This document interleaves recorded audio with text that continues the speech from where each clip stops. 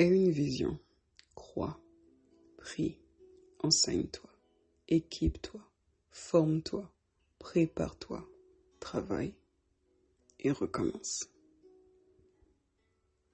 Quand nous n'avons aucune vision, il est très facile de nous embarquer dans tout et parfois n'importe quoi, au péril de notre vie, notre temps, notre valeur personnelle, nos valeurs intrinsèques, notre santé physique, notre santé mentale, notre santé intellectuelle, notre santé spirituelle, notre santé financière, notre santé émotionnelle et notre identité. Une vision, tu me demanderas qu'est-ce que c'est. Une vision, c'est une boussole qui guide notre vie, nos choix, nos décisions, qui nourrit nos sacrifices, qui guide nos investissements et qui justifie notre temps, tout en définissant notre caractère et notre identité. Alors je t'informe encore. Aie une vision. Crois, prie, enseigne-toi, équipe-toi, forme-toi, prépare-toi, travaille et recommence. Je vais décortiquer avec toi chacune de ces étapes, maintenant que je t'ai expliqué ce que c'est qu'une vision. Nous avons tous une vision, nous avons toute une vision. Et nos visions, bien que personnelles, sont censées participer à cette toile humaine qui sera bienveillante et bénéfique pour chacun d'entre nous. Pourquoi ? Parce que nous sommes la solution de tout un chacun par rapport aux problèmes de Dieu, par rapport à ses besoins. Oui, Dieu a des besoins. Voilà pourquoi nous sommes, chacun et chacune d'entre nous, son moyen de faire notre part, sa solution pour résoudre un de ses problèmes. N'est-ce pas magnifique de pouvoir être en partenariat avec lui, le créateur de l'univers, celui qui normalement n'a pas besoin d'aide. Il s'intéresse à chacun de nous et à chacune de nous parce que nous sommes ses enfants. Et il nous permet de prendre part à tout ce qui est dans ce cosmos et de mettre notre pierre à l'édifice de la continuité, de la durabilité de cette magnifique aventure, expérience qu'est l'humanité et son environnement qu'est l'univers. Alors avec toi, si tu le veux bien aujourd'hui, si tu le permets, nous allons commencer à nous intéresser à ces étapes. Ces 8 étapes que j'ai citées. Croire, prier, s'enseigner, s'équiper, se former, se préparer, travailler et recommencer. Avoir une vision, c'est déjà la première des bases. Parce que sans la vision, comme je l'ai dit, ce qui est une boussole, nous sommes perdus. La vision, en notre terme, c'est ta raison d'être, c'est ton objectif, c'est ce à quoi tu aspires. C'est quelque chose qui te guide, quelque chose que tu portes en toi, quelque chose que tu vas porter à la vie. Donc nous avons tous et toutes des visions différentes et aucune n'est banale. Toutes en valent la peine. Parce que c'est pour cela que nous sommes ici. Les oiseaux chantent. L'herbe pousse et fane, et pourtant elle a son utilité. Le soleil se lève chaque jour. Une fleur va fleurir, faner et mourir. On pourrait penser qu'elle n'a aucune utilité, mais chaque chose a son utilité. Alors je te conseillerais de prendre du temps avec toi pour savoir Quelle est ta vision? Quelle est cette chose qui t'anime? Quelle est cette chose que, même si on ne te paie pas, tu veux porter à la vie? Ce truc qui te porte, qui t'anime, quand tu en parles, quand tu le fais, quand tu le vois dans tes pensées. Quelle est cette chose qui te tient éveillé la nuit ou qui te réveille le matin? Quelle est cette chose que même quand tu es abattu, elle te permet de te relever, d'aller au-delà de ta zone de confort, de tes peurs, de tes propres critiques, de faire face aux obstacles, aux adversités, d'aller au-delà, de te surpasser, de surmonter ce qui te semble impossible. C'est ça, ta vision. Maintenant que tu as décelé ce qu'elle est, je veux juste te rassurer que certains d'entre nous, et certaines d'entre nous, nous aurons une seule vision pour toute notre vie. Et c'est génial. Et certains d'entre nous, comme certaines d'entre nous, nous aurons une vision au fur et à mesure des saisons de nos vies. Une saison de vie ne dure pas forcément 3 mois, 4 mois, 6 mois, 8 mois, 1 an, 10 mois. Ça peut être le cas, comme ça peut durer quelques années ou quelques semaines. Alors ne t'inquiète pas si tu as plusieurs visions ou si au départ tu ne pensais qu'en avoir une et tu te rends compte que cette vision, c'est comme si elle portait plusieurs graines en elle. Et qu'une fois que tu en as planté la première, quelque chose d'autre a éclos qui t'emmène à gravir une autre montagne avec ses obstacles, avec son processus qui te révèle, son chemin qui peut être laborieux mais magnifique et qui t'emmène au sommet de tes capacités dans un autre domaine de ta vie que tu ne savais même pas qui résidait en toi.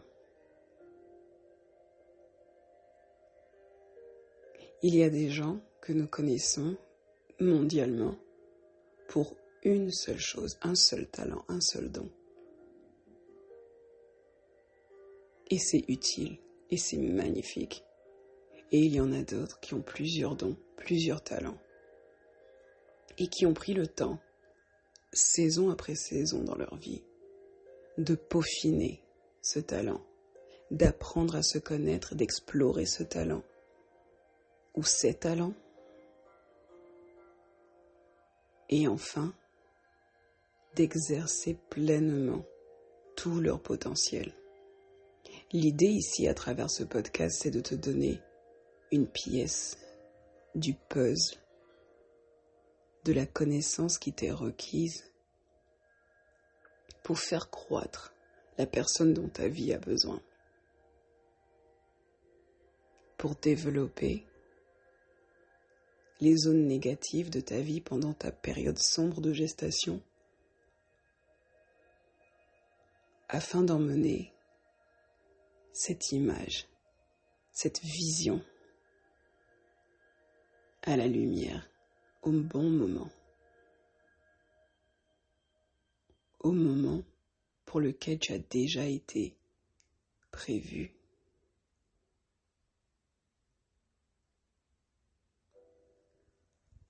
Alors nous allons continuer.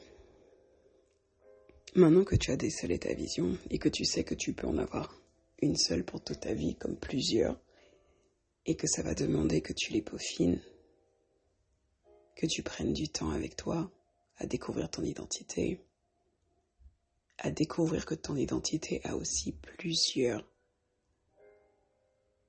couches, un peu comme un oignon, et que l'idée et l'idéal est que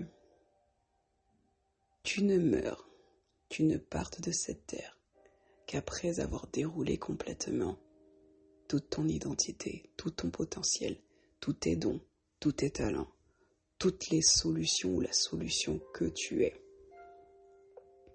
Que tu pars en étant vide de la bonne manière, en ayant planté tout ce que tu avais en toi dans ce monde, auprès des personnes pour qui ton don est destiné, pour qui ta solution est nécessaire, la solution que tu es.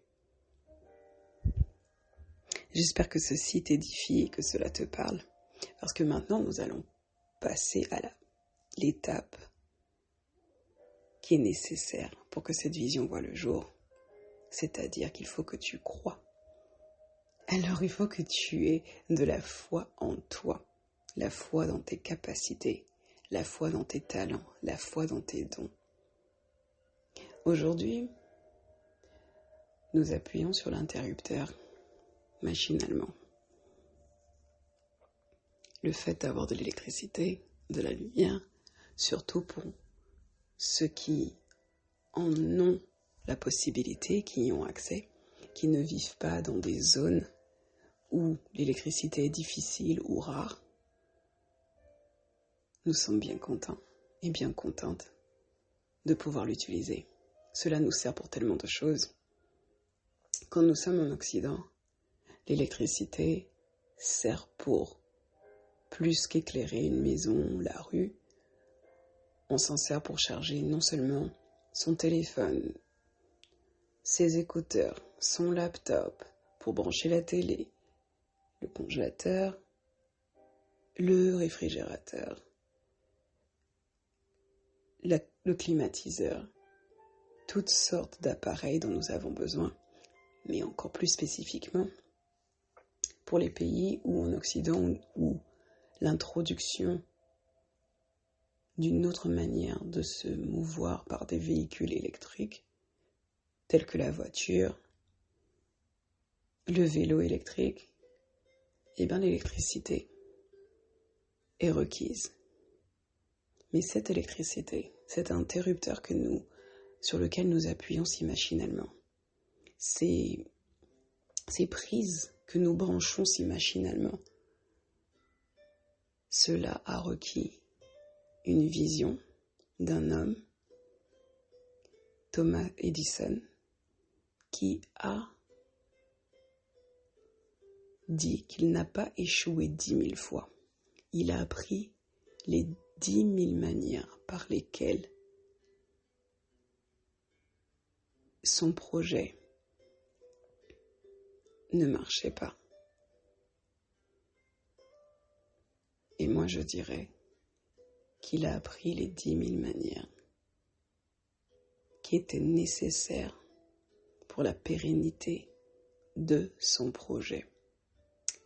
Tu sais, on se dit que si on tombe au départ sur les obstacles, sur les épreuves, sur l'adversité, sur tout ce qui ne marche pas, c'est que ce domaine n'est pas fait pour nous, c'est que cette chose n'est pas faite pour nous, c'est que ceci, on n'est pas la bonne personne pour cela.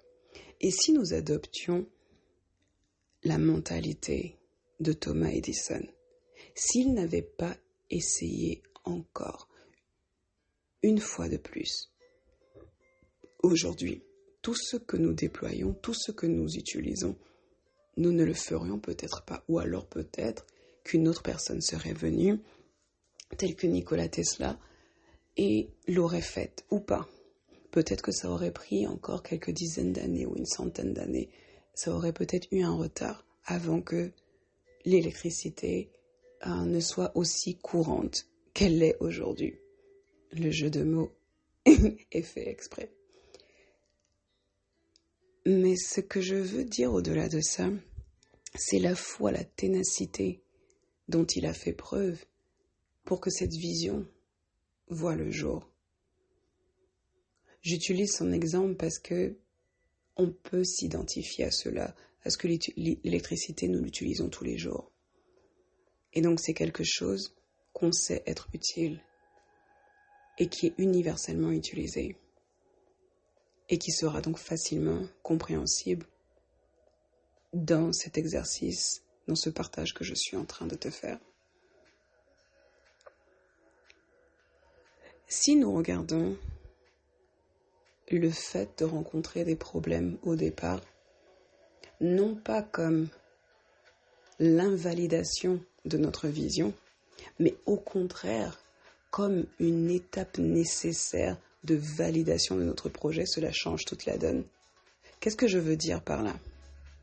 En trouvant les 10 000 manières par lesquelles l'électricité ne fonctionnait pas, ça lui a permis de mettre en place un système qui aujourd'hui est périn, qui est réplicable dans toutes les nations de la Terre. Et si tu regardais ton cheminement vers la naissance de ta vision de cette manière, chaque problème que tu vois, que tu rencontres, t'aide à mieux concevoir ta vision et non à l'invalider.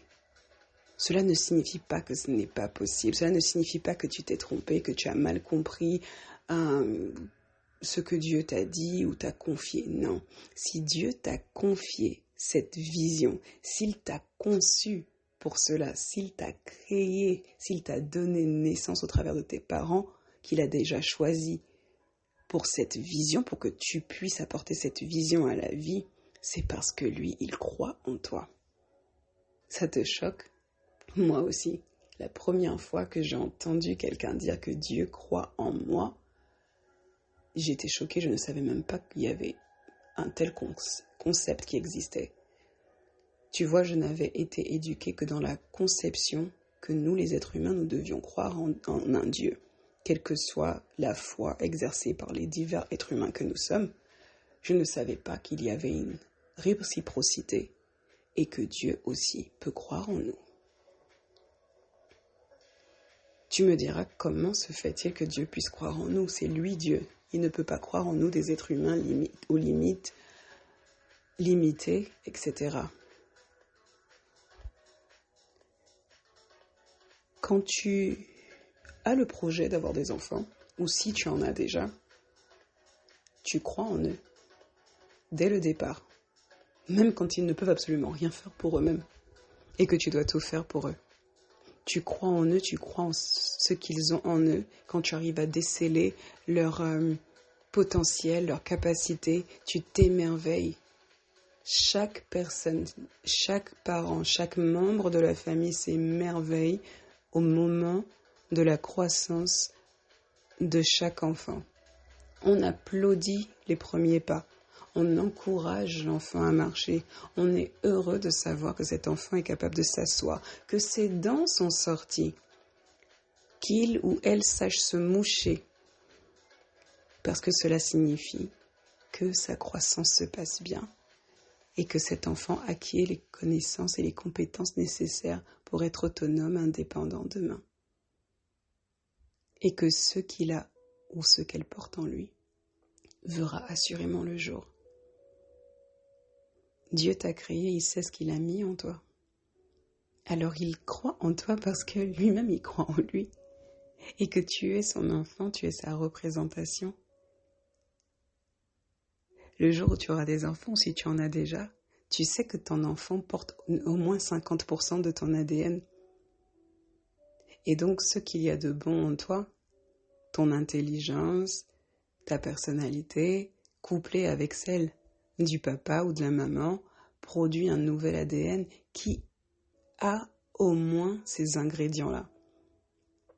Alors si tu es doué en maths, que tu es un artiste accompli, si tu es doué avec tes mots, si tu as une faculté à comprendre les ingrédients culinaires et à faire d'un simple repas un festin, il y a de fortes chances que ton enfant ait certains de ces ingrédients en lui et qu'il peut l'emmener à encore un niveau plus exceptionnel. Donc Dieu croit en toi. Il sait ce qu'il a mis en toi.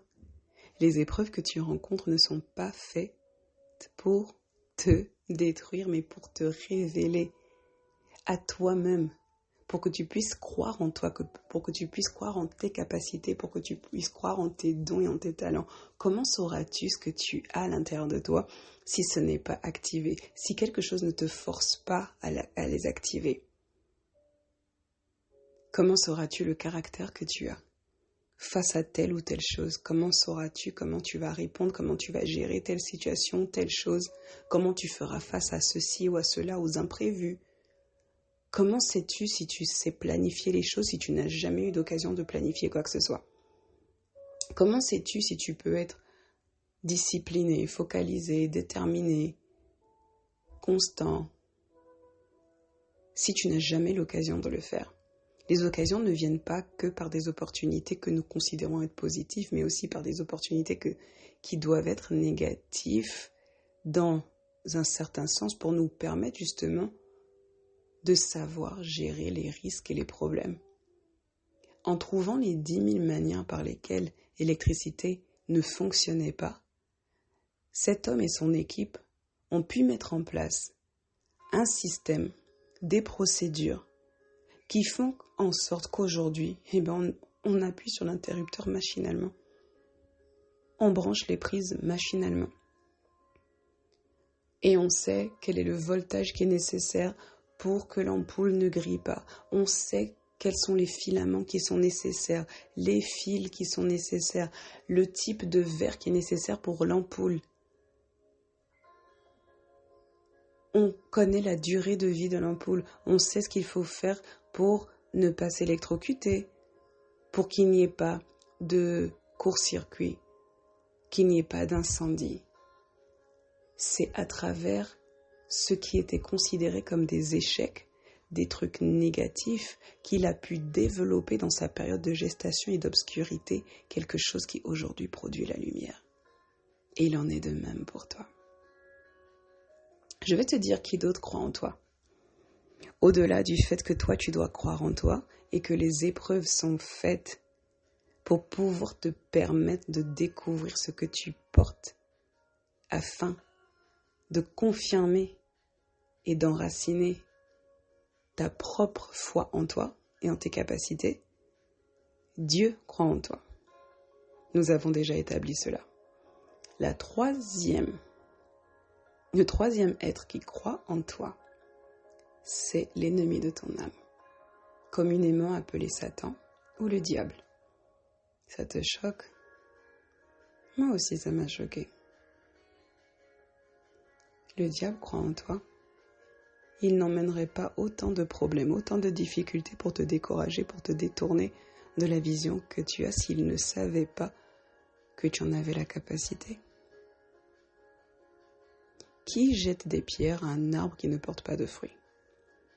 Qui? Personne, n'est-ce pas? C'est parce qu'il y a du fruit en toi, il y a des graines en toi. Alors il ne va pas attendre que tu portes du fruit. Il va commencer soit dès ta naissance, parce que c'est plus facile de tuer quelque chose qui est en gestation, en incubation, que quelque chose qui est déjà solide, qui est enraciné, qui sait qui il est, qui elle est, ce pourquoi elle ou il est sur cette terre. Alors il s'attaque déjà dès l'enfance.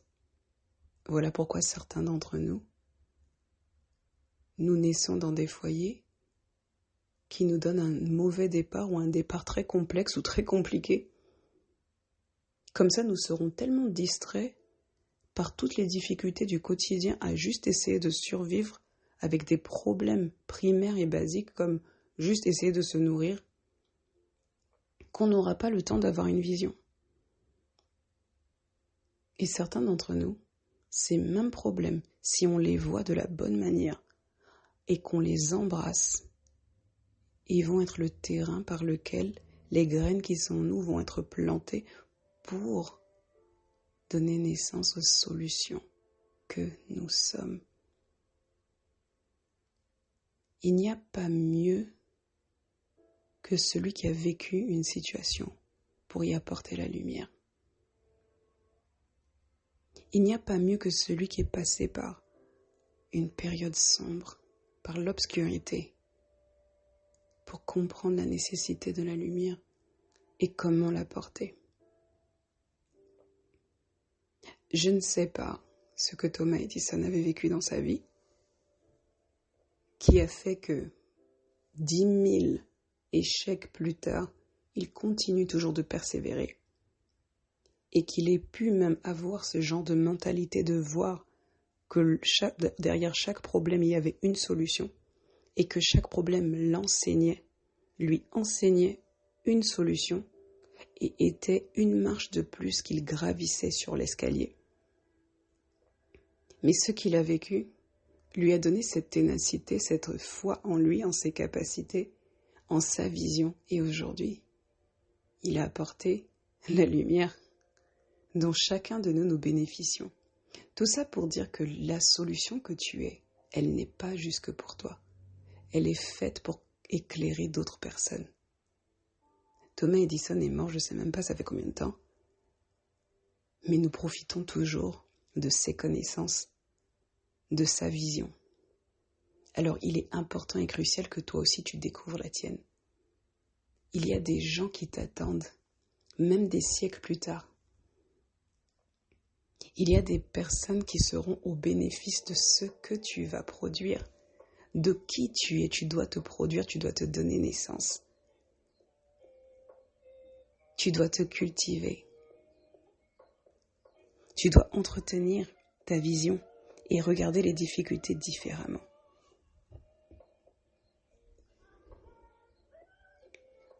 Pour ceux qui sont croyants, qui ont foi en Dieu, qui marchent ou qui reconnectent avec leur foi dans la chrétienté, la deuxième étape est la prière. Pour ceux qui ne croient pas en Dieu, vous êtes bienvenus sur ce podcast. Il n'est pas nécessaire d'être croyant ni d'être chrétien pour écouter le partage des connaissances que je fais.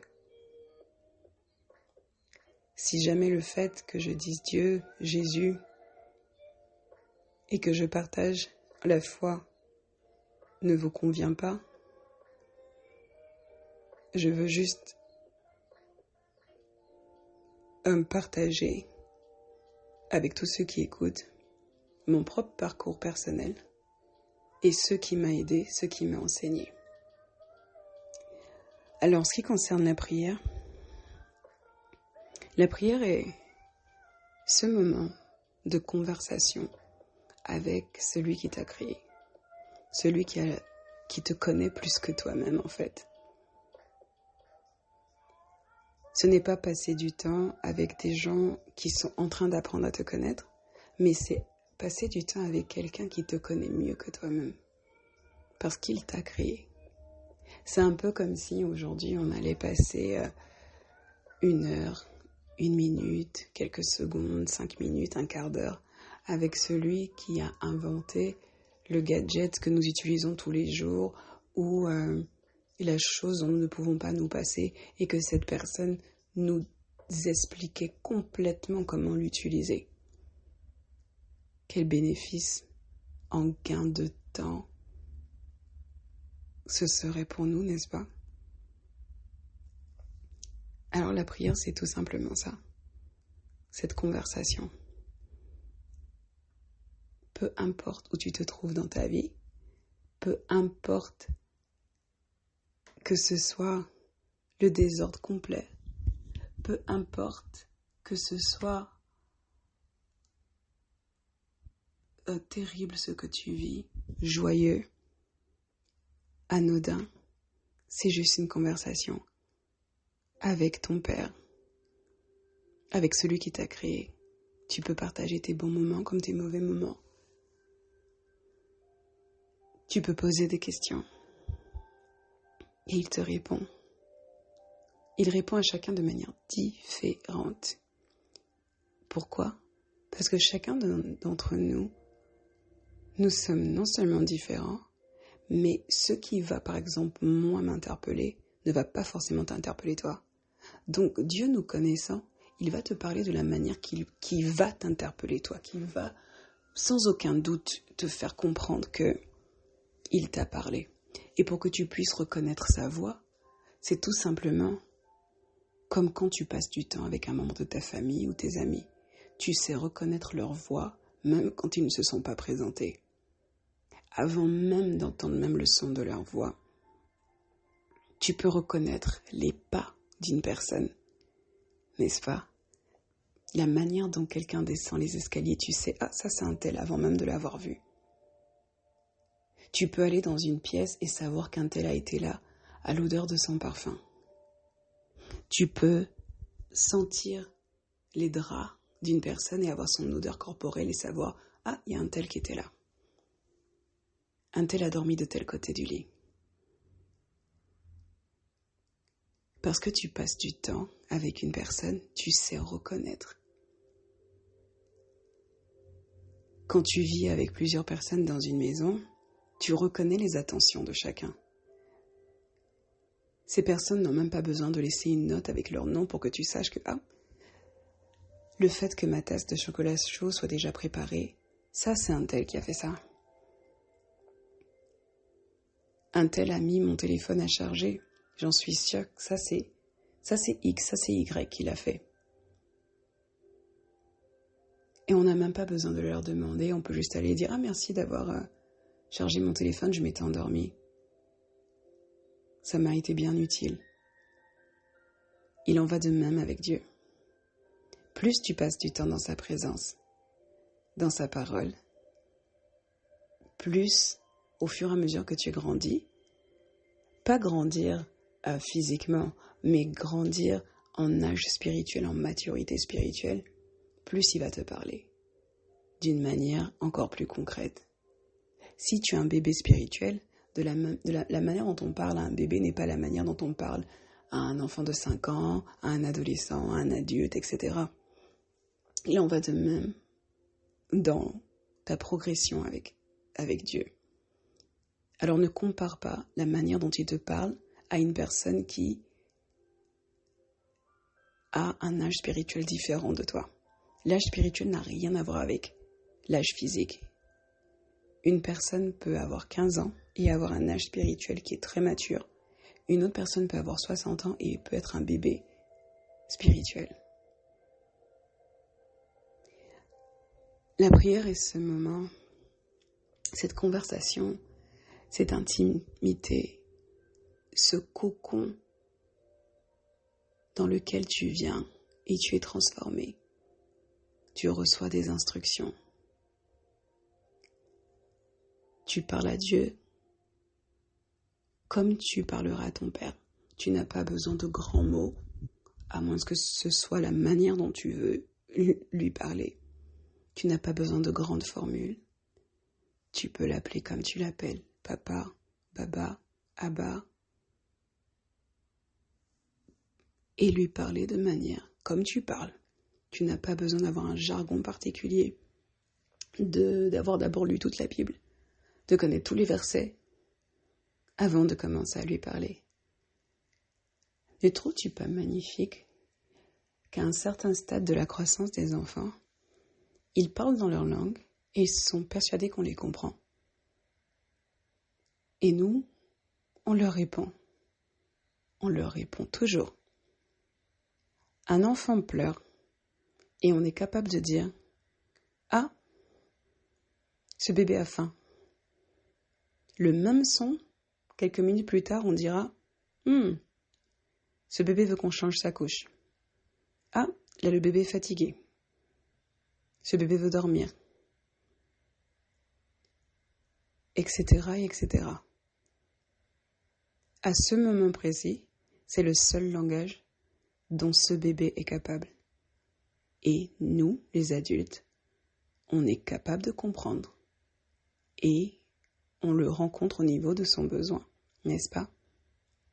Plus tard, quand l'enfant commence à babiller, même chose. Il ne dit toujours pas un seul mot dans la langue que nous parlons, en français, ou quelle que soit la langue dont on est natif, mais nous comprenons le bébé. Et il continue à nous parler. Plus nous avons une interaction avec cet enfant, plus l'enfant se sent en confiance et continue à babiller. Quand l'enfant commence à parler, évidemment, il ou elle fait des fautes, ne construit pas les phrases correctement. Ça ne nous empêche pas de répondre. On répond toujours. On le corrige avec amour, avec douceur. Cela ne signifie pas que parce que la phrase n'était pas construite correctement, nous n'allons pas répondre à ses besoins. Voilà comment tu peux voir la prière. Je partage avec toi, moi-même, ce que j'ai eu à apprendre, ce que j'ai eu à faire. Parce qu'avant, j'étais super intimidée et ne comprenais pas ce que c'était que la prière. Je me disais que je n'avais pas tous les bons mots, le bon jargon, qu'il fallait d'abord que j'apprenne bien, que je connaisse tous les versets par cœur, que je vienne et que je connaisse les bonnes formules. C'est peut-être parce que je ne connaissais pas les bonnes formules, ou le bon horaire de prière, que la connexion Wi-Fi spirituelle ne passait pas.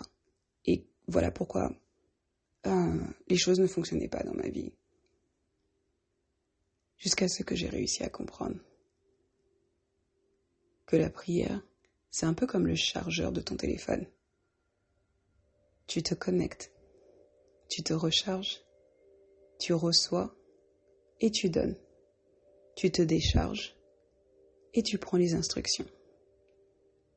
Tu te nourris, tu discutes. Parfois,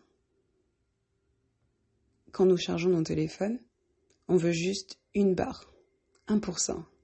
Parfois, on veut 5, 10, 15, que la moitié du téléphone fonctionne en fonction de ce que nous allons faire, dans l'heure, dans la journée.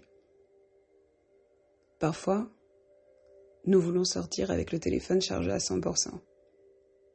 Voici comment je te permets de percevoir la prière, parce que c'est ainsi que moi je le vois. Il n'y a pas une durée précise, il n'y a pas un horaire précis. Il y a juste la recharge dont tu as besoin. Tu te connectes. Si tu n'as besoin que d'1%, eh bien vas-y pour 1%. Et ainsi tu progresses. Il n'y a pas de note. Tu n'as pas à être le premier ou la première de la classe. Tu n'es pas non plus le cancre. Tu construis tout simplement ton développement, ta croissance spirituelle. Et peu importe l'âge spirituel que tu as, le langage que tu as, ton Père te répondra toujours de la manière dont il sait que tu peux comprendre. Maintenant que ceci est établi, nous passons à le fait qu'il est nécessaire que tu t'enseignes. Parce que tu vois, prier, c'est prendre des instructions, c'est avoir une conversation, c'est aller se recharger. Une fois que tu as rechargé ton téléphone, que tu l'as connecté, que tu l'as rechargé, que tu l'as branché et qu'il a reçu la charge qui lui est nécessaire pour pouvoir fonctionner, tu vois, comme la prière, c'est la charge qui est nécessaire pour que tu puisses fonctionner, tu reçois tes instructions, il faut maintenant passer à l'application. Tu ne peux pas juste passer ton temps à prier, tu reçois des instructions et tu ne les appliques pas. Et ensuite tu te demandes pourquoi les choses ne fonctionnent pas. Selon l'instruction que tu auras reçue, il faut que tu l'appliques. Si tu reçois qu'il faille que tu suives une nouvelle formation, que tu fasses une reconversion professionnelle, que tu ailles dans un nouveau boulot, que tu doives postuler, que tu dois aller dans telle école.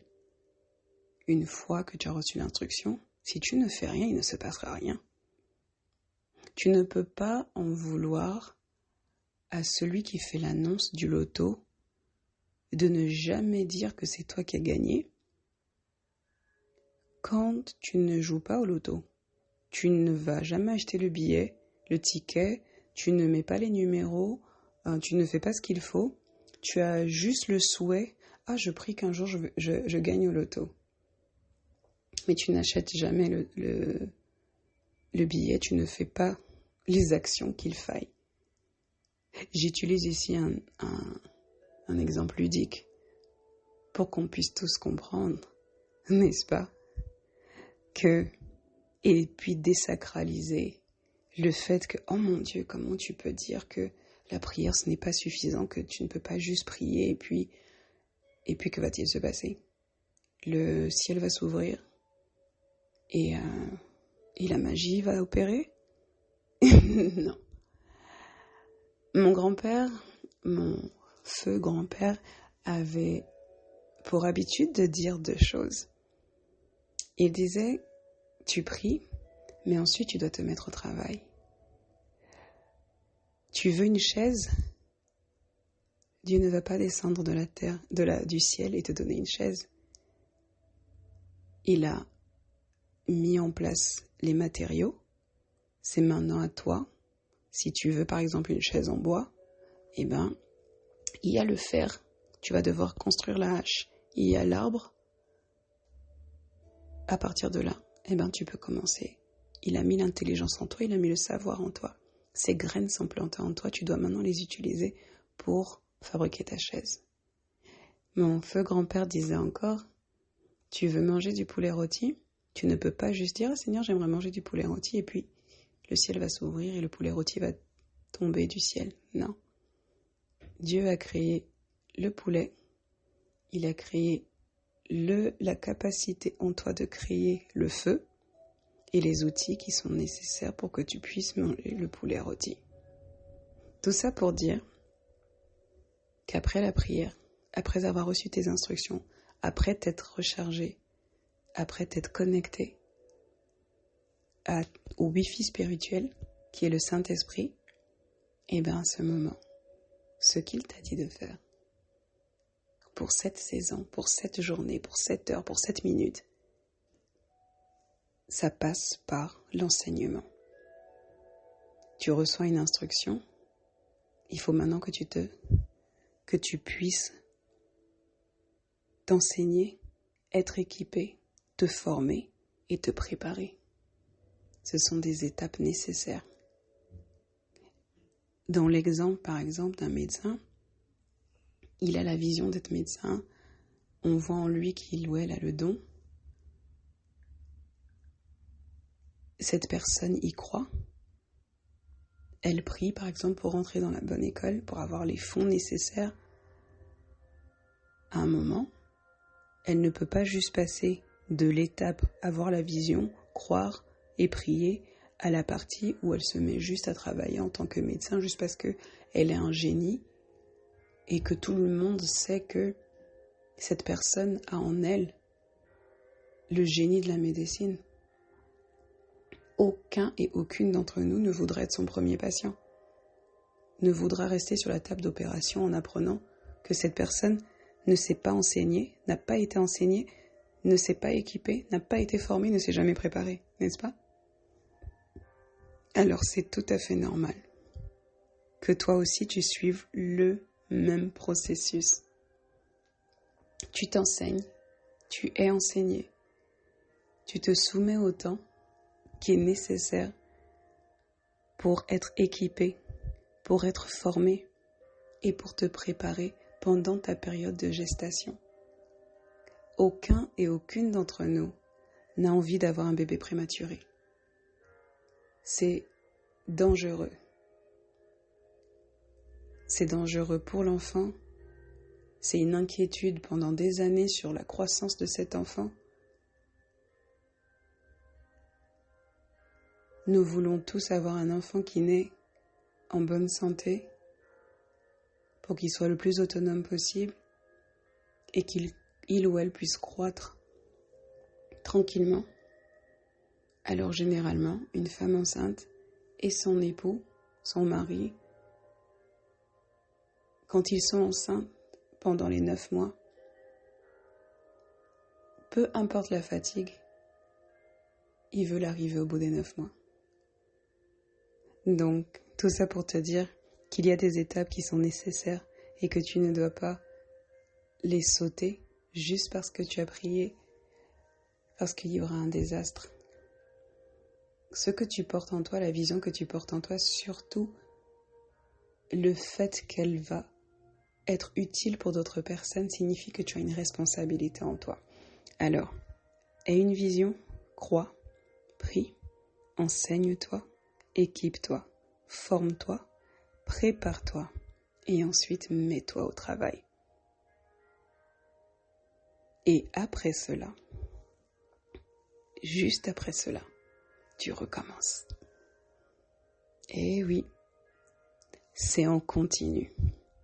Même si tu n'as qu'une seule vision pour toute ta vie, elle va requérir que tu maintiennes cette vision, que tu crois en toi, que tu saches que Dieu croit en toi, que tu crois en lui, que tu crois en tes capacités, que tu saches que chaque adversité qui vient, qui est envoyée par l'ennemi de ta vie, l'ennemi de ton progrès, l'ennemi de ta vision, c'est parce que lui aussi il croit en toi.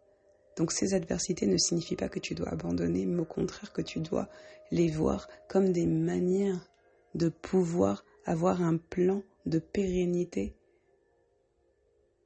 pour ta vision. Ensuite, tu pries, c'est-à-dire que tu te branches à la source, qui est ton créateur, ton Père. Tu te connectes au Wi-Fi spirituel, qu'est le Saint-Esprit. Tu reçois tes instructions, tu discutes, tu expliques honnêtement et sincèrement dans tes propres mots, sans aucun jargon compliqué, ce que tu vis, ce que tu désires, ce que tu veux. Tu t'enquiers de savoir auprès de celui qui te connaît et qui t'a confié cette vision, comment il veut qu'elle se passe. Qu'est-ce qui est nécessaire en toi qui doit ressortir pour emmener cette vision à la vie. Et après tu appliques, tu t'enseignes, tu es enseigné, tu t'équipes, tu te formes, tu te prépares, tu travailles, tu recommences. Et un jour, tu transmettras cela aussi à quelqu'un. Je veux t'encourager au travers des capsules de douceur, qui est ton spa spirituel digital. Ici, c'est ton œuvre de paix. C'est une plateforme d'activation ou de réactivation de ta vie dans ton processus de guérison émotionnelle, du brisement à la plénitude, t'apprenant comment transcender les tragédies et transformer les traumatismes en opportunités de croissance, par le biais du bien-être de ton âme, d'encouragement apaisant, de leçons personnelles en toute transparence et de partage de perspectives différentes, surtout couplées d'outils pratiques de transformation de ton mindset, c'est-à-dire ton état d'esprit, ta mentalité, ta manière de penser, de réfléchir et de prendre des décisions. Les capsules de douceur, le podcast, c'est ton lieu d'apaisement et de transformation personnelle en toute sécurité, pour apprendre à te réinitialiser selon les paramètres originaux de Dieu, à donner naissance à la femme, à donner naissance à l'homme dont ta vie a besoin que tu sois, et à construire la vie de bien-être et de plénitude que tu requiers. Capsule de douceur, mon spa spirituel digital, où mon identité rencontre le but et le sens de ma vie, qui me propulse dans un style de vie, de bien-être et de plénitude holistique. Je voudrais que tu m'accompagnes dans cette prière que j'ai pour toi. Ma prière pour toi, ma douce, mon très cher. Aujourd'hui, puisses-tu co-signer le plan de notre Papa d'amour et l'Éternel pour toi, afin d'activer ton potentiel et d'accélérer ta vie. Que la douceur t'accompagne. Amen. Alors, à ta vision, à ta foi, prêt? Prête? Active ta transformation personnelle en alignement aux paramètres originaux de Dieu. Pourquoi? Ma douce, très chère, parce que tu es le rêve de Dieu en devenir.